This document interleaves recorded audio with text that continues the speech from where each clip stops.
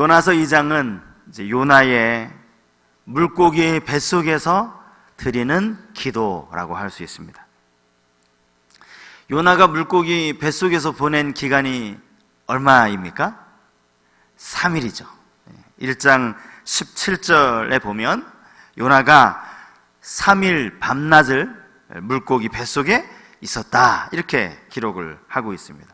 이 기간 중에 이제 요나가 하나님 앞에 올려드린 기도가 오늘 본문에 나오고 있습니다.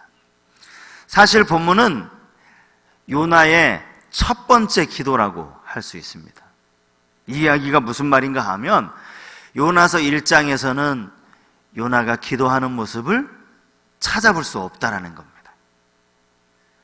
처음 요나에게 여호와의 말씀이 임하였을 때 요나는 하나님의 명령이 싫었음에도 불구하고 그 명령에 항변하거나 거기에 하나님 앞에 기도하지 않았습니다.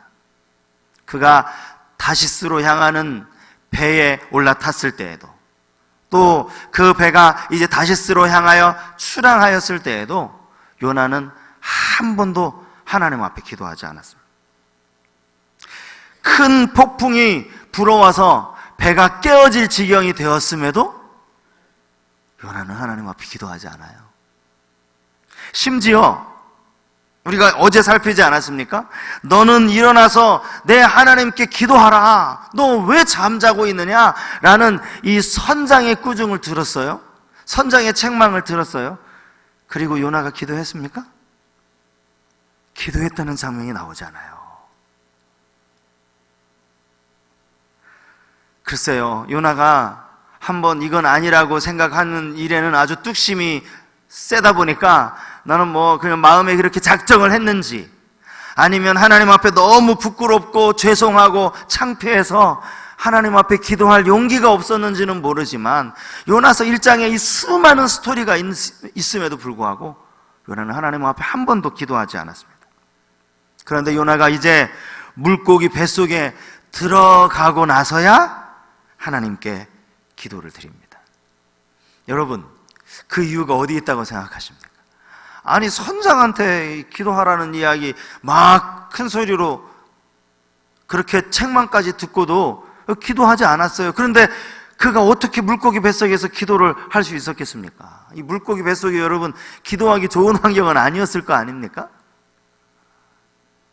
그 이유는 자기가 아직 죽지 않고 살아있다는 사실을 깨달았기 때문입니다. 하나님께서 자기를 살려주셨다는 사실을 그가 깨달은 거예요. 여러분 생각해 보십시오. 요나는 바다에 던져지는 그 순간 아마 그게 자신의 생의 마지막이라고 생각했을 겁니다. 이 바다 물결이 그냥 잔잔한 바다도 아니었잖아요. 성경이 분명히 말하지 않습니까? 폭풍이 얼마나 심하게 불어왔는지, 배가 깨어질 정도로 그렇게 무서운 폭풍이 그 부는 가운데 바다에 던져졌으니 이걸 여러분 헤엄쳐서 육지로 건너갈 그런 생각도 못하는 것 아닙니까? 지금은 요나 자신이 생각하기에 어쨌건 간에 이 모든 일이 나 때문에 벌어진 일이니까 내가 하나님의 심판을 받아 마땅하고 내가 그냥 이 바다에 던져져서 나는 바닷물에 빠져 죽고 그것이 당신들이 살 길이라고. 요나가 그렇게 말합니다. 나를 들어 바다에 던지라, 그리하면 바다가 너희를 위하여 잔잔하리라. 요나는요, 나는 죽을 수밖에 없다라고 그렇게 생각한 겁니다. 열심히 헤엄쳐서 내가 빨리 다시스로 건너가야지, 그런 생각이 아니라 나는 죽을 수밖에 없다, 나는 죽어야 된다, 하나님이 이렇게 나를 심판하시는구나, 그 생각한 거예요. 그렇게 죽은 줄 알았는데요, 얼마나 지났는지 정신을 차리고 보니까 자기가 아직 살아있는 거예요. 요나는 자신이 물고기에게 삼켜졌음에도 불구하고 그 뱃속에서 죽지 않고 살아있다는 사실을 알게 됩니다. 그리고 하나님께 기도합니다. 2장 1절 말씀이죠. 요나가 물고기 뱃속에서 그의 하나님 여호와께 기도하여. 요나의 기도의 내용이 뭐겠습니까? 요나가요, 하나님, 제가 다시스 가겠습니다. 그 기도 안 합니다. 그 기도 안 해요. 무슨 기도 하는지 아세요? 하나님, 저 죽는 줄 알았는데 살려주시니 감사합니다. 감사의 기도는 맞아요.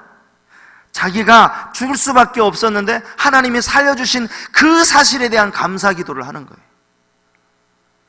2절부터가 그의 기도라고 할 수 있는데 여기에 아주 조금은 특별한 독특한 부분이 나와요. 그게 뭔가 하면 이 기도문이 과거형으로 되어져 있다라는 거예요. 자, 2장 2절을 한번 보시겠습니까?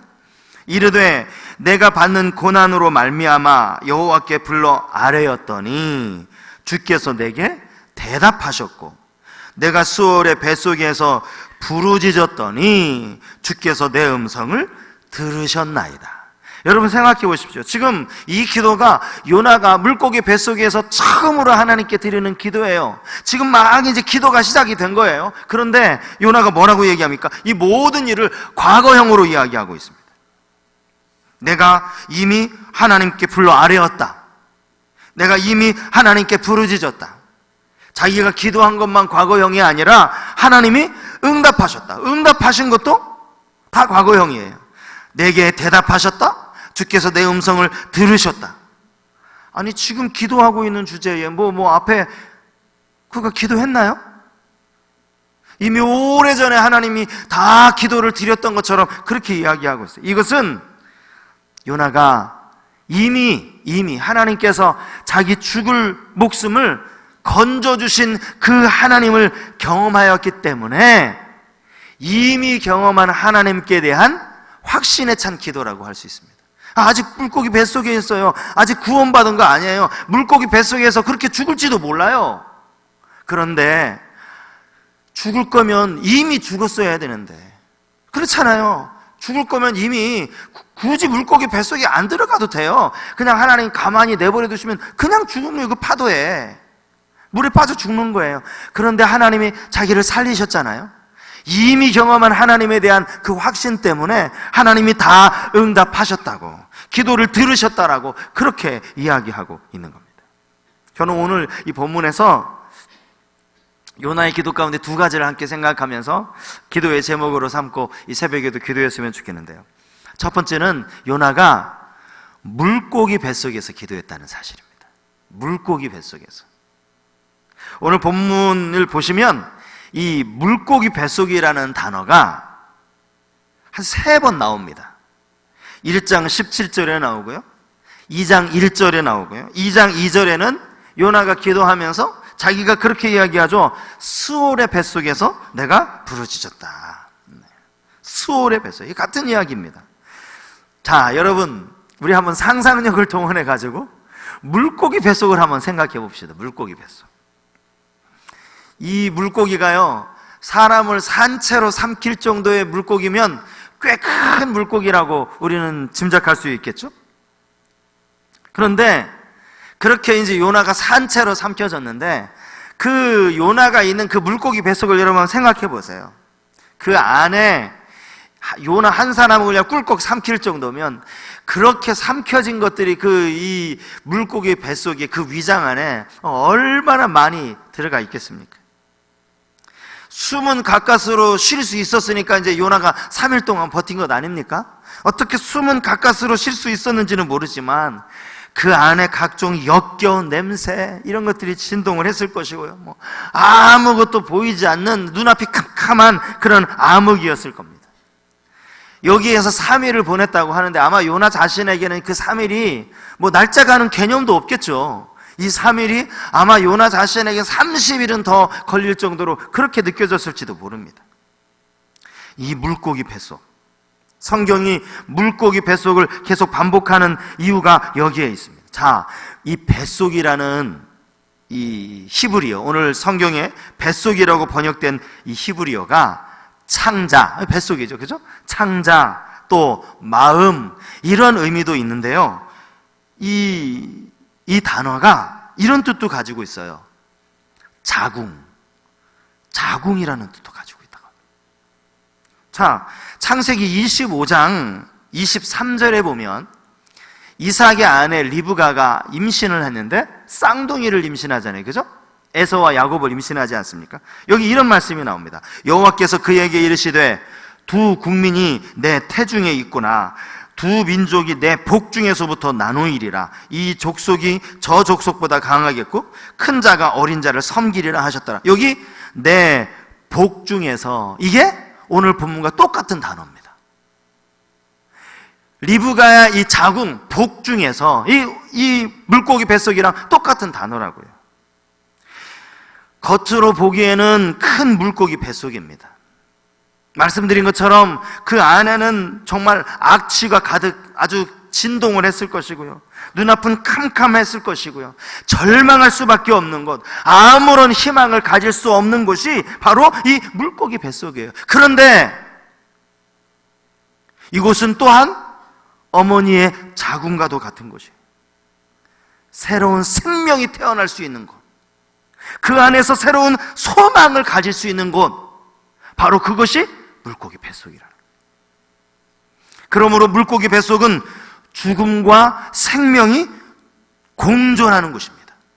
죽음과 생명을 동시에 경험할 수 있는 곳입니다. 절망이냐 소망이냐가 결정되는 곳이 바로 이 물고기 뱃속입니다. 여러분, 이것이 우리가 끊임없이 경험하고 있는 고난의 양면성이라는 사실을 여러분 꼭 기억하실 수 있길 바랍니다.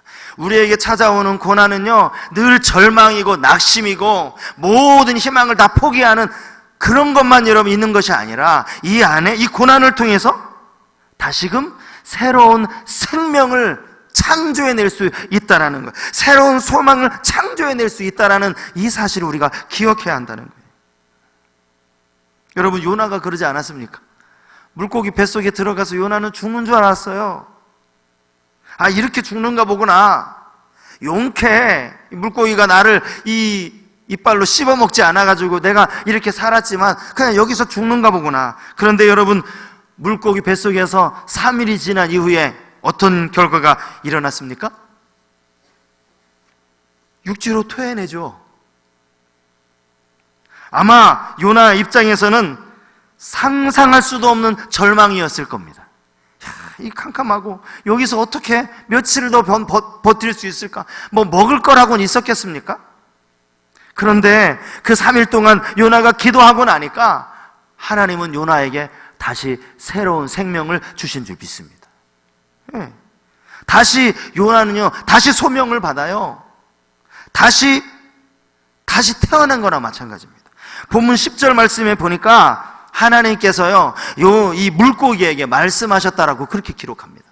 하나님이 물고기에게 뭐라고 말씀하셨느냐? 요나를 토해내라, 이렇게 말씀하셨대요. 요나를 토해내되 어디에 토해내요? 여러분, 물고기가 요나를 토해내는 게 그 바다 한가운데서 토해냈다고 생각해 보세요. 또 죽는 거 아닙니까?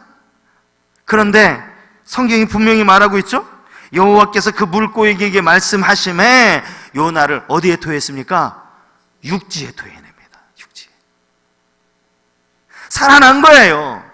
요나는 다시 새 생명을 얻은 겁니다. 이게 여러분, 예수님이 부활을 상징하셨을 때 이 이야기를 예를 들었다고 제가 말씀을 드리지 않았습니다. 사랑하는 성도 여러분, 때로 우리가 고난을 당할 수 있습니다. 아니, 고난을 당할 수 있는 정도가 아니에요. 고난은 어쩌면 우리에게 예외 없이 찾아옵니다. 어느 누구나 예외가 없어요. 신앙생활을 잘하는 권사님이건, 새벽마다 기도하는 권사님이건, 아니면 주일날만 왔다 갔다 하는 그런 썬데이 크리스천이건, 모든 성도들에게 고난은 찾아옵니다. 문제는 이 고난을 그냥 절망으로, 야, 이거 뭐 교회 다녀봐야 소용없어, 이거 예수 믿어봐야 소용없어, 이것을 절망으로 끝낼 것이 아니라, 이것을 포기하는 것으로 끝낼 것이 아니라, 그 안에서 어머니의 자궁처럼 새로운 생명을 잉태해내는, 새로운 소망을 경험하는, 하나님이 다시금 베푸시는 놀라운 은혜를 경험하는 우리 모두가 될 수 있길 바랍니다. 그러기 위해서 요나가 한 일이 뭐라고요? 기도. 일장에 한 번도 기록되지 않은 기도했다라는 이 요나의 이 3일 동안 물고기 뱃속에서의 기도가 그로 하여금 새로운 생명을 탄생하게 만든 줄 믿습니다. 때로는 건강의 문제가 수올의 뱃속처럼 우리에게 절망으로 찾아올 때가 있습니다. 여러분, 뭐 다치는 게 예고하고 찾아오는 겁니까? 불의의 사고가 이미 다 이쯤에서 내가 교통사고를 당할 것이라고 예고하고 찾아오는 것 아니잖아요. 전혀 생각지도 않는 순간에 예상치도 못하게 사고를 당하는 것 아닙니까? 몸 아픈 것도 마찬가지예요. 내가 아플 거라고 전혀 생각도 안 하고 어디가 조금 이상하다 해서 검사를 받아보니까 당장 수술해야 된다는 거예요. 이 육신의 연약함도 이 병의 문제도 다 이렇게 찾아오는 거예요. 그것뿐이겠습니까? 우리 가운데는 자녀 문제 때문에 자녀만 생각하면 안타까운 마음에 눈물로 기도하는 분들이 계세요. 직장의 문제, 물질의 문제, 관계의 문제, 우리의 인생을 캄캄하게 만드는 이런 모든 물고기 뱃속과 같은 상황에서 우리는 하나님 앞에 기도해야 할 줄 믿습니다. 본문 3절부터 여러분 요나의 기도를 한번 들어보시겠습니까? 주께서 나를 깊음 속 바다 가운데 던지셨으므로 큰 물이 나를 둘렀고 주의 파도와 큰 물결이 다 내 위에 넘쳤나이다. 5절 말씀입니다. 물이 나를 영혼까지 둘러싸우며 기품이 나를 에워싸고 바다 풀이 내 머리를 감쌌나이다. 도대체 이게 그냥 우리 성경으로 읽으면 이게 무슨 이야기인가 싶어서 제가 주석을 찾아보니까 이 이야기가 무슨 이야기인가 하면 요나가 물고기 뱃속으로 물고기에게 삼켜지기 이전에 경험했던 고통들을 지금 적어 놓은 거라는 거예요. 물이 나를 영혼까지 둘렀다는 이 이야기는요, 성경학자들이 이야기를 더 이상 견딜 수 없는 최상급의 고통을 의미하는 그런 말이라는 거예요.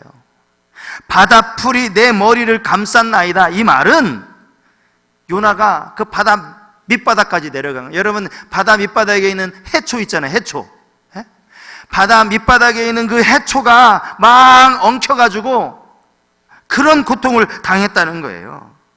더 이상 내려갈 수 없는 바다 밑바닥까지 내려갈 정도 그런 고통과 절망과 두려움이 있었지만 그는 기도 가운데 그를 붙드시는 하나님의 손길을 경험하게 된 줄 믿습니다. 이게 물고기 뱃속의 기도예요. 여러분, 지금 혹시 우리 가운데 물고기 뱃속에 계신 분 안 계십니까? 제가 무엇을 의미하는지 아시겠죠? 지금 난 물고기 뱃속이야. 너무 힘들고 소망이라는 건 하나도 보이지 않고 다 절망밖에 없고, 그럴 때 여러분 기도하면 다시 육지로 토해냄을 당하는, 다시 새롭게 살림을 받는, 다시 새로운 소망을 갖게 되는 그 하나님을 경험케 되실 줄 믿습니다. 또 하나는요, 오늘 본문에서 놀라운 반전의 하나님을 경험할 수 있게 된다는 사실입니다. 반전의 하나님. 요나서 2장 6절 말씀을 여러분 한번 보십시오. 내가 산의 뿌리까지 내려가 싸우며 땅이 그 빗장으로 나를 오래도록 막아 싸우나 나의 하나님 여호와여, 주께서 내 생명을 구덩이에서 건지셨나이다. 여기 볼 수 있는 이 반전이 무엇입니까? 여기서 볼 수 있는 반전은 나의 하나님 여호와입니다. 나의 하나님 여호와. 6절 말씀을 제가 쉬운 성경으로 한번 읽어드리겠어요. 쉬운 성경. 내가 저 깊은 바닷속 산의 밑까지 내려갔습니다. 영원히 이 땅의 감옥에 갇혔다고 생각했습니다. 그러나 나의 하나님 여호와여, 주께서 나를 구덩이로부터 건져 주셨습니다. 여기 쉬운 성경 본문에서는 접속사 그러나가 들어가 있어요. 이게 제대로 된 번역입니다. 그러나 앞에는 절망이고 낙심이고 아무런 소망이 없는 것 같은데 그러나의 반전이 있다는 거예요. 그러나 여호와 하나님께서 그를 죽음의 구덩이에서 건져주신 겁니다. 이런 케이스가 요셉 이야기에서 우리는 찾아볼 수 있습니다. 여러분, 요셉은 어려서부터 특별히 사랑을 많이 받았던 나머지 요셉은 참 우리가 생각하기에 참 버릇도 없고 또 눈치도 없는 그런 아들이지 않습니까? 아버지 야곱이 요셉을 편애한 것도 문제지만 그렇게 편애했다고 또 요셉도 그걸 티내고 다녔어요. 여러분, 요셉 꿈 이야기 그거 들어봐야 누가 좋아하겠습니까? 요셉의 형제들 중에 그거 누가 좋아하겠어요? 야, 너 좋겠다. 야, 그래? 좋겠다. 그럴 사람이 누가 있어요? 기분 나쁜 꿈 이야기를 하는 거죠. 그러면서 막 꿈 얘기도 하고 미움받을 짓을 아주 스스로 하고 돌아다녔죠. 그러다가 결국 그것 때문에 형들의 미움을 사고 그가 애굽 사람 보디발의 노예로 끌려가는 신세가 되지 않았습니까? 죽을 뻔했는데 죽지 않고 살아난 것도 다행이죠. 근데 사실은 그 과정 속에서 요셉이 이제 정신을 차립니다. 또 한 번 억울한 누명을 뒤집어 쓰고 그가 감옥에 갇히게 되지 않았습니까? 그때는요, 요셉에게 그야말로 이 스올의 뱃속과도 똑같은 거예요. 한번 생각해 보십시오. 요셉은 지금 신분이 이제 더 이상 채색 옷은 이미 벗겨졌을 뿐만 아니라 노예복을 입고 있었어요. 신분이 노예였다고요. 그런데 신분이 노예인 주제에 그가 지금 짊어지고 있는 죄목이 뭡니까? 죄목이 요즘으로 치면 이게 강간치사범 아닙니까? 강간치사. 그렇게 잡혀갔으니 그가 감옥에서 살아나올 수 있겠습니까? 어림도 없죠. 감옥에서 어떻게 살아납니까? 사실은 그 과정이 요셉에게는 죽음의 고통이고 새로운 역사를 시작하는 뭐와 같은 거예요? 자궁과 같은 거예요. 자궁. 새로운 생명이 태어나는. 요셉이 바로의 꿈을 해몽하고 또 그 꿈대로 실제로 7년 풍년에 또 7년 흉년이 이어지면서 막바로 요셉은 애굽의 총리가 됩니다. 그리고 가족들과 극적인 상봉이 이루어지죠. 가족들 모두가 애굽에 내려와서 살 수 있게 되는 그런 혜택을 누립니다. 시간이 어느 정도 흐르고 아버지 야곱이 죽은 이후에 요셉의 형들이 두려워하기 시작했어요. 아버지가 돌아가셨으니 이제 요셉이 우리에게 안갚음을 할 거다. 그때 요셉이 한 말을 여러분 한번 들어보시죠. 이 창세기 50장 19절 20절 말씀입니다. 요셉이 그들에게 이르되 두려워하지 마소서. 내가 하나님을 대신하리이까? 당신들은 나를 해하려 하였으나 하나님은 그것을 선으로 바꾸사 오늘과 같이 많은 백성의 생명을 구원하게 하시려 하셨나이다. 이 두 가지 양면성이 이 안에 다 있는 것 아닙니까? 죽을 수밖에 없는, 노예로 팔려가고 강간범으로 잡혀 들어가고 나를 해야 하였지만 그러나 하나님께서 놀라운 생명을 구원하시는 일에 사용하셨다는 거예요. 여기에 하나님의 반전이 있어요. 악을 선으로 바꾸시는 것. 그러나 하나님께서, 여러분, 이 하나님을 경험하는 은혜가 우리 모두에게 있기를 주님의 이름으로 축복합니다. 여러분, 신앙생활 하면서 평안함만 구하지 마세요. 우리가 하나님 늘 평안 주십시오 그렇게 기도해도요, 하나님 그 기도 잘 안 들으세요. 하나님은 우리가 늘 평안하게 온실 속의 화초처럼 그렇게 자라는 것을 원하지 않으신다라는 겁니다. 그 대신에 하나님은 어떠한 고난에 처하든지 어떠한 역경을 만나든지 그 안에서 반전의 하나님으로 찾아오시는 그런 하나님이신 줄 믿습니다. 그 과정을 통해 요셉이 그러했던 것처럼, 요나가 그러했던 것처럼 우리의 신앙도 더 견고해지고 하나님을 향하여 더 가까이 가게 되는 그런 은혜가 있을 줄 믿습니다. 오늘 우리가 말씀을 생각하면서 우리 이 찬양을 좀 한번 불렀으면 좋겠어요. 이